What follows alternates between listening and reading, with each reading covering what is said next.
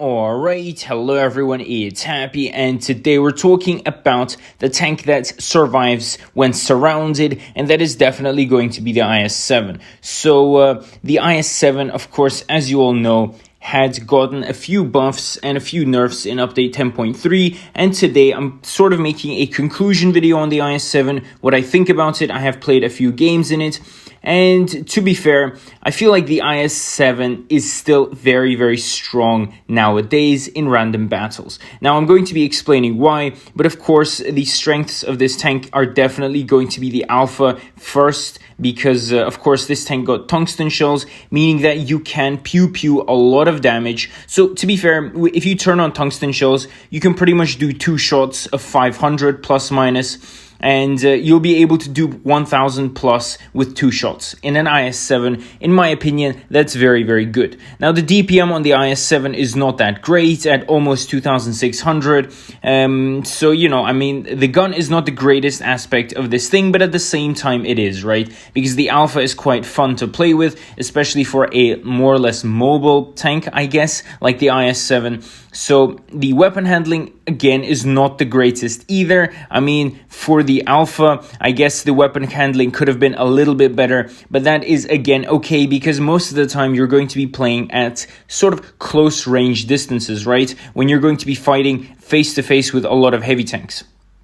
Now, in these scenarios, I guess the aim time and dispersion doesn't matter as much, but what does matter is definitely the armor profile, and the armor profile on the IS-7 is very, very good. These days, I mean, the front of the IS-7 is very good. The sides are also very hard to pen, especially if you have heat or APCR. I mean, penning the sides of the IS-7 will be very, very tricky indeed. Now, coupled with a very good turret, I mean, frontally, it's going to be very hard to penetrate this tank, especially if it's moving and it's not just standing still. I mean, good luck trying to pen this tank without gold into the front. I mean, it's going to be very, very hard indeed, and the armor is definitely going to be the best thing about this tank. Now, coupled with okayish mobility, I guess, because 42 kilometers forward at this point is quite standard for a lot of heavy tanks at this tier. Sort of make it okay, I guess, especially because the power to weight ratio is also pretty good on the tank, and meaning that it does accelerate pretty goddamn well, right? So in that regard, it's pretty good, I'm going to assume.